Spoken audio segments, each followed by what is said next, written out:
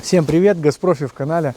Поступил к нам опять вот такой пациент, машина свежая, трехгодовалая, луидоровская, если я не ошибаюсь, по удлинению рамы. Опять та же вся история. Это наш постоянный клиент, он постоянно к нам приезжает, потому что у него ломается спереди рама. У Некста больное место это между кузовом и кабиной, потому что подвеска стоит многорычажная.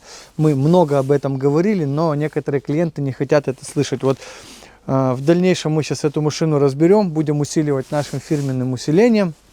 Смотрите дальнейшую работу по этой машине. Демонтировали кузов, разобрали машину.